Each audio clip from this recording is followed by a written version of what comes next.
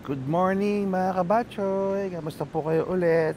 So, ito third day po namin dito sa Pantay Chamara Homestay mga kabatchoy. Yan. So, kakagising lang po namin mga kabatchoy. Di bale, yun nga si Mrs. nagre-relax na doon. At nag-decide kami na pumunta muna, magstay muna doon sa harapan para makapag-relax mga kabatchoy. Right? And then siguro dito na rin yung breakfast natin mga kabatchoy. Okay, so puntaan ko lang si Mrs. Yan mga kabatchoy. Yung nag invite na naman ng dagat para maligo tayo mamaya at makapag-relax. So, ayun po.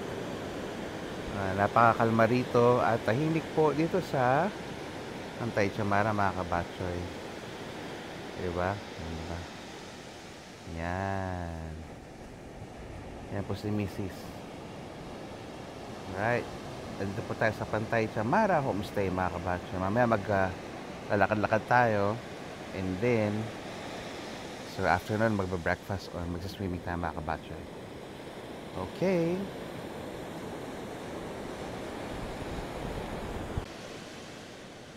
Yan mga kabatchoy. So lakad-lakad muna kami ni Mrs. Di bale pala dito sa sa Pantay Chamara, inaalaw ni Ma'am Lynn yung mga nagka-camper mga kabatchoy. Yan. So marami talaga po dito nagka-camp. Yan. Ang ganda ng camper nila oh. At isa lang yan mga kabatchoy. So, pag weekend talaga marami pumupunta dito na yung nagka-camp. Minsan nga makikita mo mga kabatchoy, mga nagmomotor lang, siguro yung mga riders, tapos pupunta lang dito, mag-overnight. Ang pagkakaalam ko mga kabatchoy, nagpaparent sila ng mga tents din. Yan. Oo, meron ba? Nagpaparent sila. Ayun, ang kagandahan dito, si Ma'am Lynn talagang nag-organize o nag-create siya ng facility for campers. Yan, so meron talaga dito mga toilets, mga shower area for campers mga kabatchoy. Yan. Yan, punta lang tayo doon sa dulo. Meron kaming nakitang sign mga kabatchoy na beware of buwaya daw. Ayun. Nasa Pilipinas yun. Ngayon, ang alam namin nasa Pilipinas lang ang buwaya. Meron din dito. Ayan. Alright. Ayan mga kabatchoy. Kasi meron area dito mga kabatchoy na ito, merong tubig alat. Tapos dito yung tubig tabang. Ayan, so meron talagang possibility na mabuhay dito yung ibang mga animals katulad ng buhaya. Pero yun nga, may nakita kami nagfi-fishing mga kabatchoy dun. So siguro for safety lang. May namataan siguro, may nakita na siguro dito pero iba pa rin yung pag may tao. Ang galing, meron pa palang ginawa si Ma'am Lynn dito. Ito. May seesaw tsaka merong Instagrammable area. Ang galing oh. Laki ng struktura oh. Ayan, ganda oh. Welcome to Pantay Chamara Homestay. O, diba? Doon yung tubig tabang mga kabatchoy, naghahalo. Tapos nandito naman yung tubig alat. Ayan. So si Mrs. very eager talaga pumunta ron. Sundan natin mga kabatchoy. Ayan mga kabatchoy, may mga nagfi-fishing. Yun. Diba? Nice.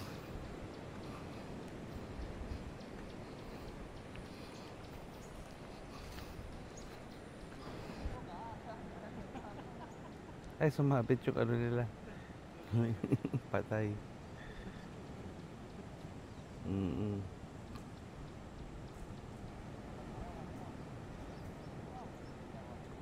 Ayan, fishing lang.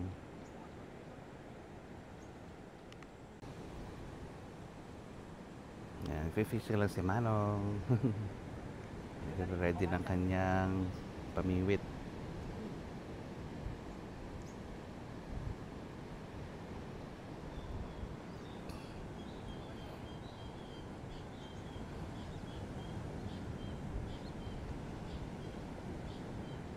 Ready na si Manong. O, diba? O, yan o. Pwede na. Sana may mahuli sila. Ayos. Ang galing.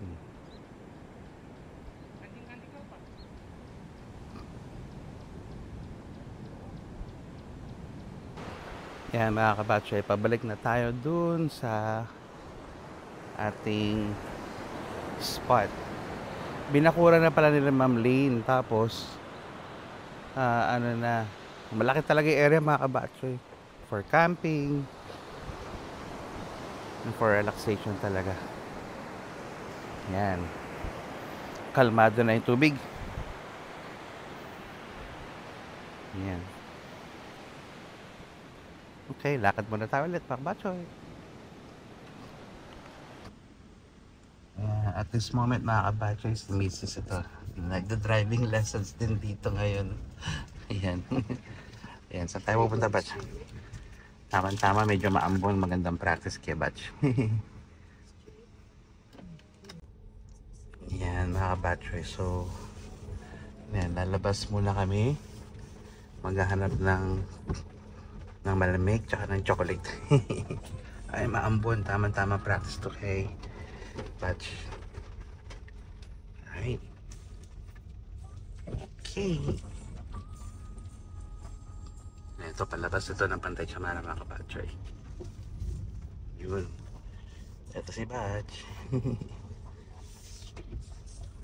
Sige lang. Yan. Oo, Batch. Tatawid ka doon. So magsisignal light ka. Yan. So palabas na po kami na Pantay Chamara mga kabatchoy. Yan.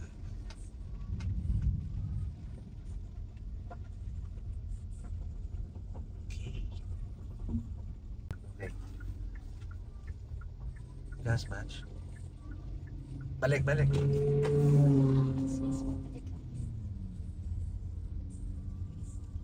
Yan. So speed up konti. Balik ka sa lane mo, Batch.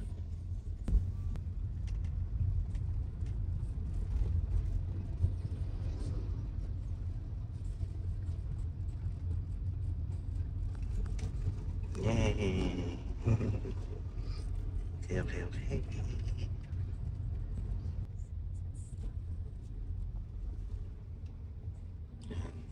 May pruweba na nagdadrive na si Batch. Yan. Right.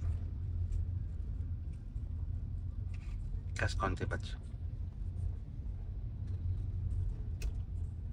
Okay.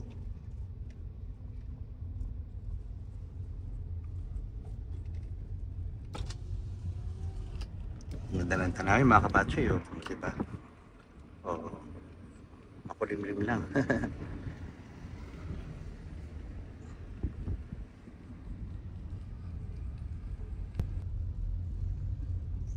Yeah, mga kabatchoy, lapit namin sa beach. Diba? Yun.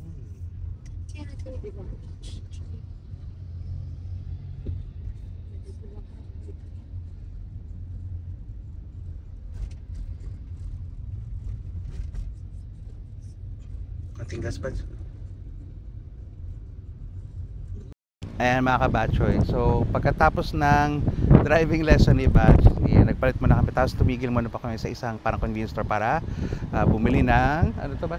Magnum. Mag-ice cream kami dito sa tabi ng kalsada. At harap of course na, ito pakikita siya mga kabatchoy. Yan. Wait, pakita ko sa ito. Yan mga kabatchoy. Harap po ng siyempre ng beach. Ay, Dalampasigan ba tawag ito ba? Diba? So doon po sa area na yun mga kabatchoy, doon po ewan ko kung mapapansin nyo mga kabatchoy, doon po maraming bangka. Palengke po siya. So bagsakan po ng isda. Siguro by Thursday morning yan, pupunta po tayo para bumili ng isda. Pabalik ng Chikara mga kabatchoy. Ayan, tingnan nyo po. So, nandito po tayo sa fishery area mga kabatchoy. At kami ng mga kaibigan namin sa Cikarang, mahilig kami bumili ng tuyo rito mga kabatchoy. So, ayun, bibili rin tayo ng tuyo doon mga kabatchoy, doon sa area na yun. May maraming bangkara doon. Alright mga kabatchoy, yan. Mag-enjoy lang muna kami sa aming ice cream at babalik na po kami sa Pantai Chamara. Ayun. Yan. Alright. Medyo makulimlim ngayon mga kabatchoy. Mukhang uulan ulit mamaya. At umaambon na nga ngayon. Diba? Kasi side kami ng daan mga kabatchoy. Yan. O diba? Yan. Yung trip namin. Ayan. So mga kabatchoy, inulan kami kaya bumalik kami sa kotse. Ayan po, umuulan po mga kabatchoy. So, titingnan po namin kung makakapunta kami doon sa isang spot. Pero kapag hindi, babalik na po kami doon sa Pantai Chamara mga kabatchoy. Pero okay pa rin, di ba? Actually, gusto ko rin maligo sa ulan mga kabatchoy. Tignan natin kung pwede. Alright. Mga kabatchoy, umulan.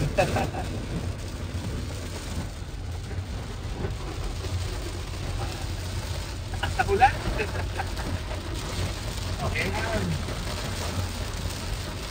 Ako kami. Lakad ka. Ayan, so mga kabatchoy, nakabalik na po kami dito sa Pantai Chamara. Ayun nga po, naulan na mga kabatchoy. Kaya tingnan natin kung ano pang pwede natin gawin mamaya. Or mamaya siguro natin uubra pang mag-swimming or stay na lang siguro dito sa aming villa mga kabatchoy. Ayan. Ayan. Ayan. So antabayan nyo po ang aming mga gagawin mga kabatchoy. Salamat po. So ayun mga kabatchoy, medyo naulan pero hindi ganun kalakasan ng ulan. Akala ko makakaligo ko sa ulan mga kabatchoy. Gagawin ko na lang para medyo may magawa kami ni Mrs. is nilinis ko na lang yung kotse namin si Stariray mga kabatchoy. So ayan, kasi galing nga kami sa biyahe so medyo madumi siya. Ayun na lang, pagtutunan ko na lang kasi ng aming kotse mga kabatchoy. Si Stariray. Hi.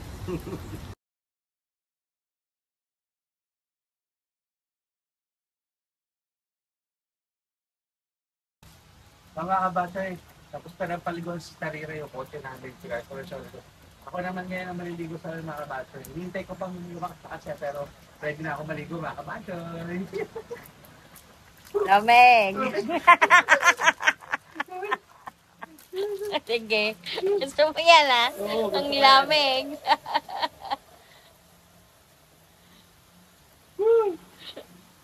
Ganyan na lumakas mga kabatchoy. Seryoso. Sarap. Thank you Lord. Sarap. Okay. Okay na naman siya. Lamig. Hello po mga kabatchoy. So, nandito pa rin po kami sa Pantai Chamara Homestay dito po sa Pandeglang. Kasama si Mrs. of course, nagpapahinga kami. So, medyo nagugutom kami mga kabatchoy and then naisip ko magluto ng tuna omelette. Ayan, tuna omelette. Simple lang naman yung mga gagawin natin dito at yung pagluto ng tuna omelette mga kabatchoy. Kasi maulan pa, hindi kami makalabas. Kaya nandito kami sa parang pinaka-veranda nung tinutuloy namin mga kabatchoy. Ayun. So samahan niyo po ako sa aking pagluto ng simpleng tuna omelette mga kabatchoy. Alright. Ayan mga kabatchoy, para sa ating gagawing merienda na tuna omelette kasabay po ng ating tinapay mamaya. Ayan, ito po yung mga sangkap na gagamitin natin. Ayan. So nagdala kami ni Miss mga kabatchoy ng ano dito, yung kingfisher na ayan, tuna flakes. Ayan, nag-open kami ng dalawa. And then ayun no, so nagputol na ako ng bawang at sibuyas mga kabatchoy at of course ng ating kamatis. And then 3 itlog. Ayun po. So sa bahay, bali nagdala ako from our house, nagdala ako ng yan, paminta, ng asin, tsaka yung mantika. And then mamaya po lalagyan ko rin to ng ketchup mayonnaise mga kabatchoy para may tamis din. Ayan, so dinala rin namin ni Mrs. yung aming portable na lutuan mga kabatchoy. Ayan, so para simple ang pagluluto. Ayan, so samahan niyo po ako sa aking pagluto mga kabatchoy. Okay. Ayan, so mga kabatchoy, naglagay na po tayo ng dito ng mantika. Igigisa natin na ang sibuyas at bawang, pati yung ating kamatis kasama na ang yung tuna natin mga kabatchoy. Papainitin lang natin ito mga kabatchoy. Yan. Alright. Okay. Ayan mga kabatchoy. So, magigisa na tayo ng sibuyas tsaka ng bawang mga kabatchoy. Yan. Narinig niyo po ba yung alon? Yung lakas ng alon. Kasi medyo maulan dito ngayon mga kabatchoy. Yan.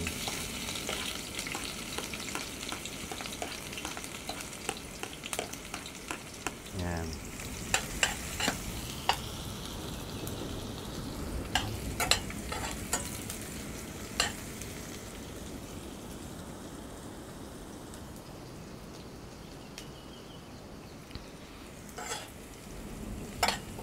Yan, mga 30 seconds na mga kabatchoy, then lalaglag na natin yung next is yung bango. Ang bango. Next, lalagyan na natin yung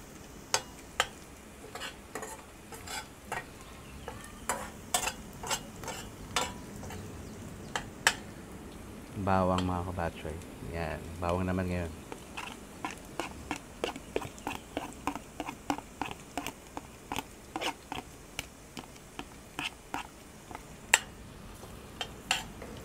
Bango.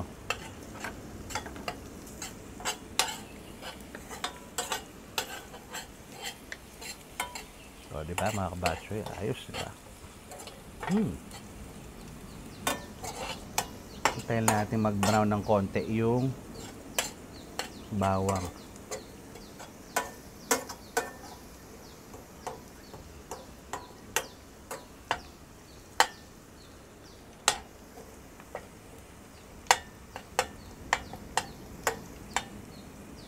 Yan.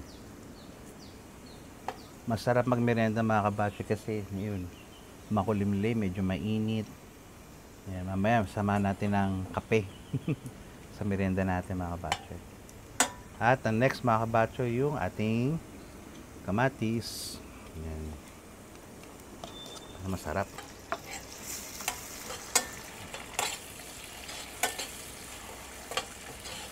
Uy, sarap. Yan. Hanggang sa lumambot siya mga kabatchoy. Isa lang natin. Yan mga kabatchoy. So malambot na yung ating ginigisa. Ngayon naman, lalagyan na natin yung ating tuna. Ayan, lagyan natin.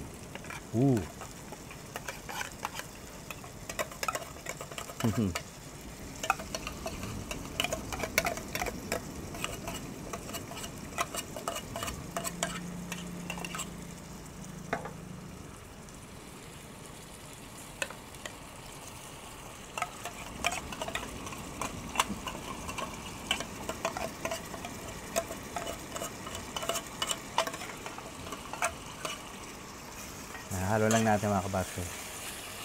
Yes.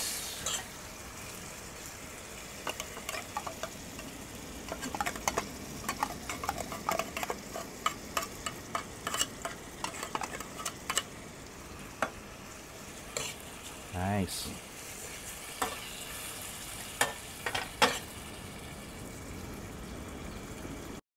So next step mga kabatchoy, lagyan natin ng konting asin.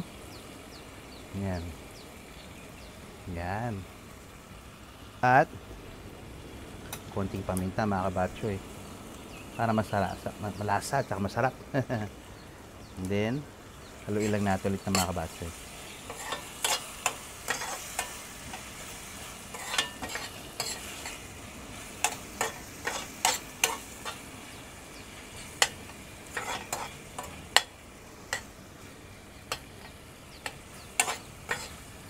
Ayan, nagisa na siya. Kaya lang natin maghalo-halo yung mga flavors ng mga kabatchoy. Okay.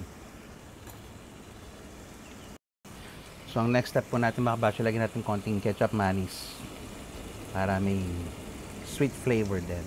Yan. And then, haluin natin continuously. Tapos yan, ilalaglag na natin yung egg. Scramble natin mga kabatchoy. Ayan, tapos na po tayo mga kabatchoy. Ganun kabilis. Luto na yung ating pamerienda. Yan. Yan. So, ang last step natin mga kabatchoy, lagay lang natin yung egg. Yan. Depende naman po sa inyo kung gusto niyo ng maraming egg or konting egg po. Pamporma lang. Yan. Tapos, sa forma, kayo na pong bahala. Kung minsan ako gusto ko ng parang buhaghag lang. Pero pwede nyo i-forma to as a whole omelette egg mga kabatchoy. Right. Yan. Forma lang natin yan mga kabatchoy. At tapos na po ang ating tuna omelette. Ayan, kailangan natin maluto yung itlog mga kabatchoy. Alright. Ayun, so mga kabatchoy, tapos na tayong magluto ng ating version ng tuna omelette na simple lang. 'Di ba? Beach style na mabilis ang luto mga kabatchoy. Ayun. Ngayon is merienda time. Ayan, nandito lang kami sa loob ng malapit sa veranda ng villa kasi medyo maambon pa sa labas mga kabatchoy. Ayun. Kakain na tayo kasama ang tinapay mga kabatchoy. And then of course, meron tayong kape dito. Ayan. Ayos mga kabatchoy. Ayan. Kain na tayo mga kabatchoy.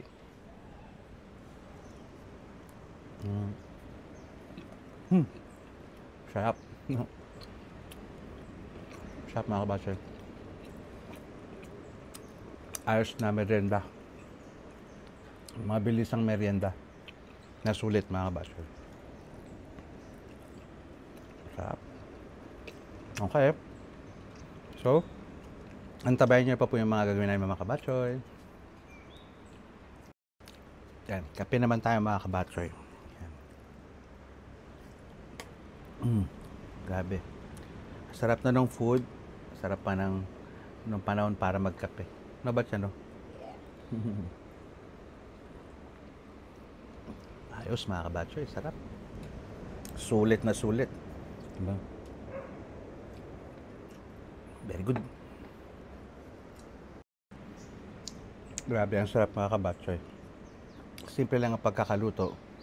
Pero, ito, sulit. Sulit ba? Masarap ba, batch? Sarap. Sarap. Yan. Yan. So hanggang sa muli po mga kabatchoy. Maraming salamat po sa papanood nyo. Bye!